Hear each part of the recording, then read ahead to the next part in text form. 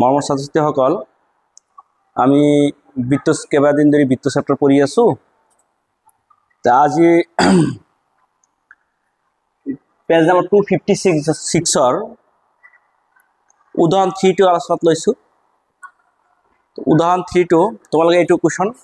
এইটো চাই লও এইটো তোমাৰ কি আছে এই কোৱেশ্চনটো মই পঢ়ি দিছোঁ 5 সেন্টিমিটাৰ ব্যাসাৰ্ধৰ এটা বৃত্তৰ 8 সেন্টিমিটাৰ দৈৰ্ঘ্যৰ PQ এডাল যে P আৰু Qত টনা স্পৰ্শকবোৰে এটা বিন্দু T ছেদ কৰে চিত্ৰ 10.10 চোৱা TP ৰ দৈৰ্ঘ্য নিৰ্ণয় কৰা এটা চোৱা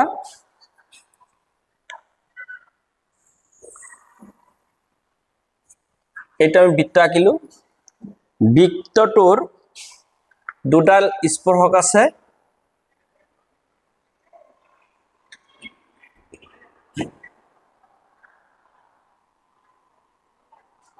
TP এটো T চিত্ৰটো প্ৰশ্নতে দিয়া আছে TP আৰু TQ এইটো আছে কেন্দ্ৰ O কেন্দ্ৰ O দিয়া আছে এতিয়া এইটো সংযোগ কৰা আছে এইটো এনেকা সংযোগ কৰা আছে এইটো সংযোগ কৰা আছে এইটো চিত্ৰটো এইটো এতিয়া চোৱা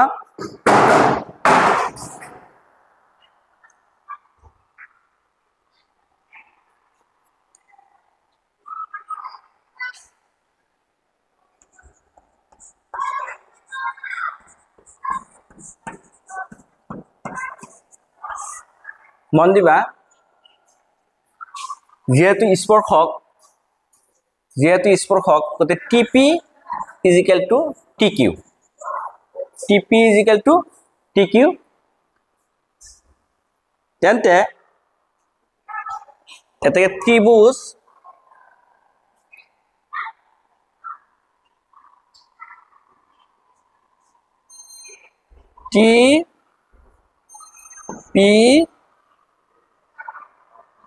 TPQ এটা সমদ্বিবাহু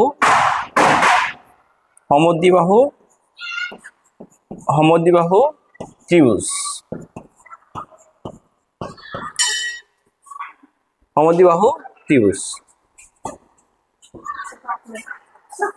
ইয়াৰ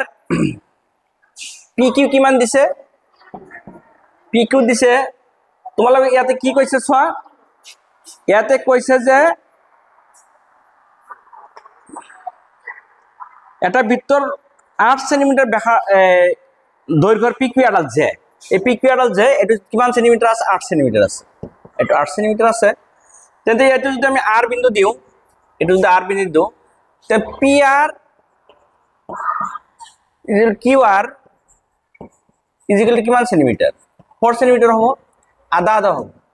যেহেতু কিউ আধা হ'ব এইটো 90 ডিগ্ৰী এইটো 90 ডিগ্ৰী যদি 90 ডিগ্ৰী হয় তেন্তে z দুডাল কি হয় সমানকৈ দুটা ভাগত ভাগ হয় এটো এনেকৈ যদি তোমাৰ এটো 90 ডিগ্ৰী হলে এটো সমানকৈ দুটা ভাগত কি হ'ব ভাগ হ'ব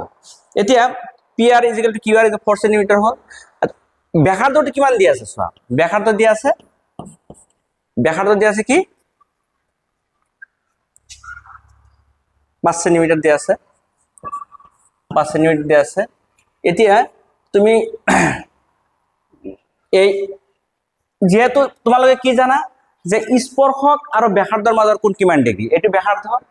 এটো কি স্পৰ্শক আৰু ব্যাসাৰ্ধৰ মাজৰ কোণ 90 ডিগ্ৰী এন্ড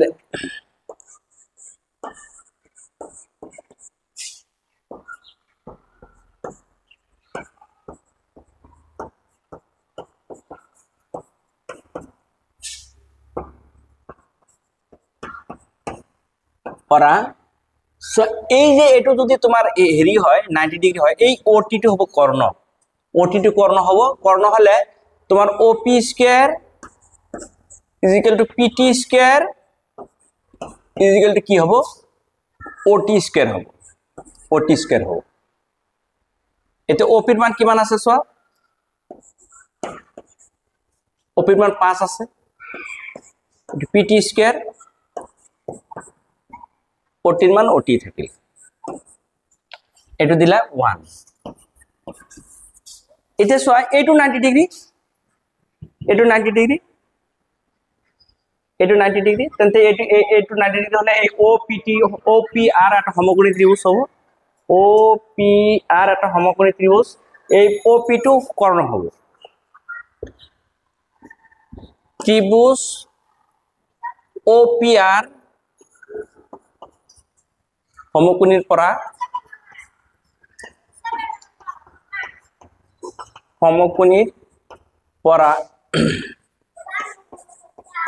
কি হব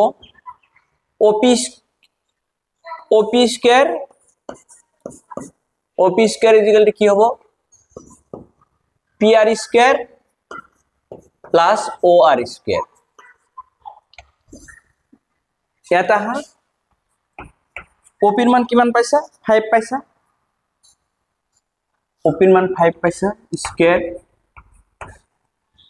পিআর এর মান কিমান পালা 4 এটা 4 স্কয়ার হবো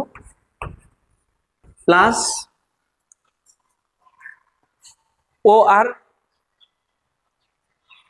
ওআর মানে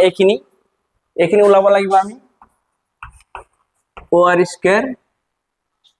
এটা কি হবো 25 হবো এটা 4 4 গুণ 16 এপিনে প্লাস এপিনে হলে কি হবে মাইনাস হবো এপিনে ওআর স্কয়ার হবো এটু ওআর স্কয়ার এপিনে দিয়া 25 এর পর 16 মাইনাস করলে কি হবে 9 হবে 9 টু কেনকা তুমি লিখিব পারে 3 স্কয়ার লিখিব পারিবা তো ওআর স্কয়ার ইকুয়াল টু কি হবে ওআর ইকুয়াল টু কি হবে 3 হবে 3 সেন্টিমিটার হবে এই ওআর কিনি কি হবে 3 সেন্টিমিটার এই ওআর এখিনি ওআর মানে হবে 3 সেন্টিমিটার হবে সো এই এটু 90 ডিগ্রি এটু 90 ডিগ্রি হবে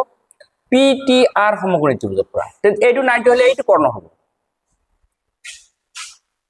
এটু তুমি হেৰি দিয়া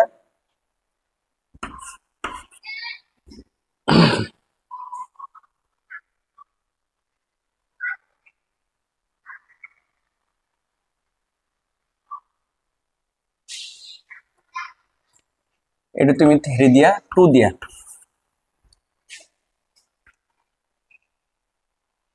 ত্ৰিভুজ পিটিআৰ সমকোণীৰ পৰা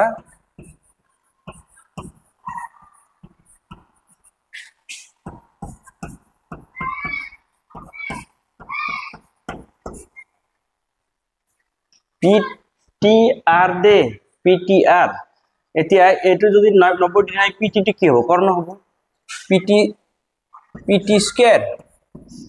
এপিনে কি হবে PR square plus TR square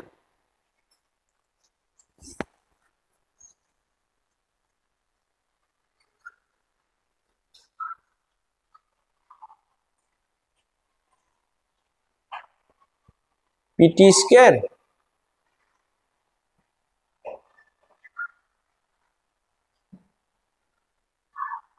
TR square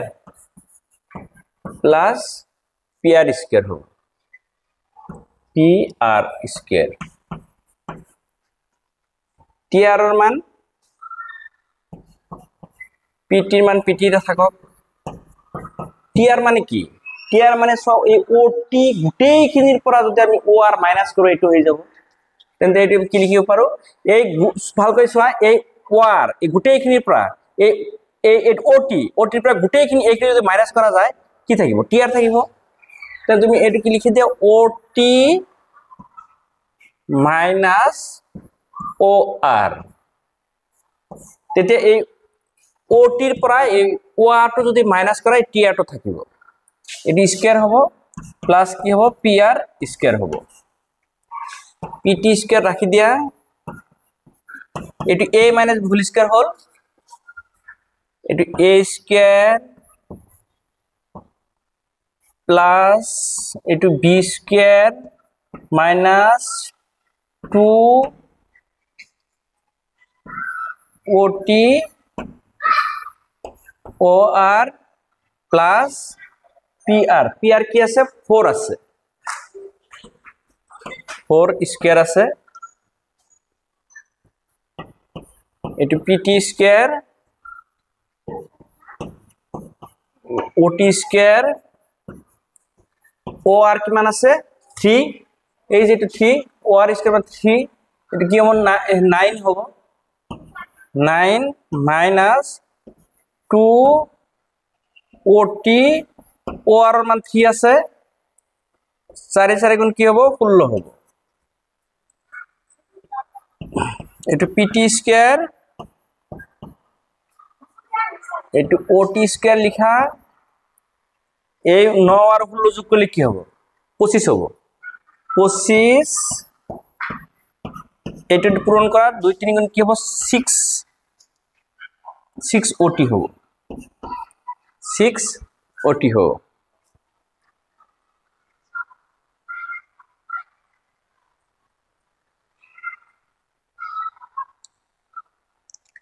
এইটো আছে তুমি হেৰি ধৰা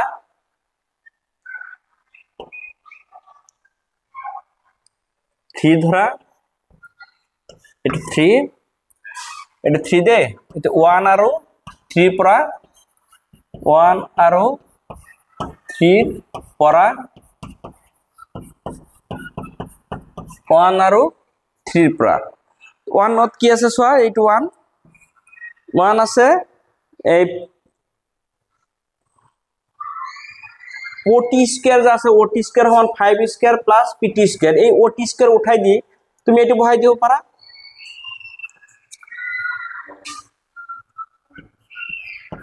এটো পিটি স্কয়ার এই ওটি স্কয়ার আছে ওটি স্কয়ার জায়গা বহুয়া 5 স্কয়ার বা 5 স্কয়ার 25 এ হ'ব 25 লিখি দিয়া 25 তার পিছত কি হ'ব পিটি স্কয়ার আছে 25 প্লাস পিটি স্কয়ার ইয়াতো কি আছে তোমার আকো 25 আছে এটো মাইনাস 6 ও টি এতে পিটি স্কয়ার ক্যান্সেল যাব এটো ক্যান্সেল যাব এতিয়া তোমার এই 25 প্লাস 50 হবে এটো প্লাস এটো ওটি তে 6 এটা 6 ওটি এটা 60 না হয় আকো 60 না হয় এটা মাইনাস এপিনা লিখি হবে প্লাস 6 ওটি এটা 25 50 এতে কি হবে তুমি ওটি টো যদি রাখি দিয়া এই 6 টো পূরণ এপিনা লিখি হবে হরণ হবে 2 এর কাটলে কি হবে 25/3 হবে 25/3 হবে এতে ওটির মান কবাত বহাই দিয়া ওটির মান তুমি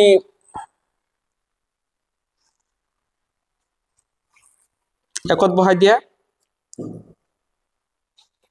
ওটির মান একত বহাই পাও ওটির মান একত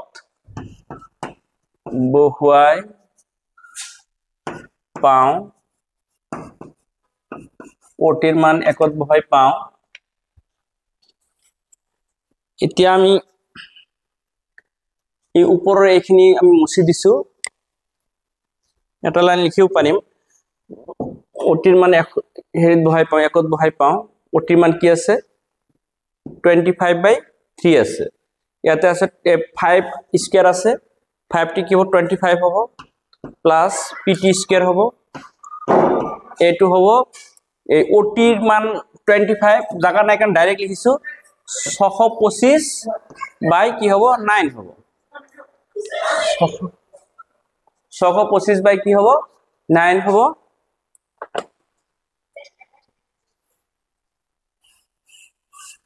ইয়াত লিখছো দে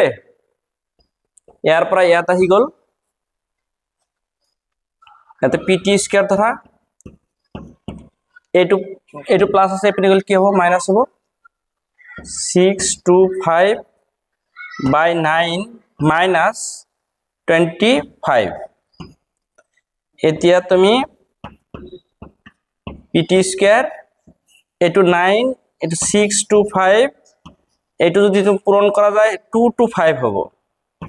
2 to 5 এত পিটি স্কয়ার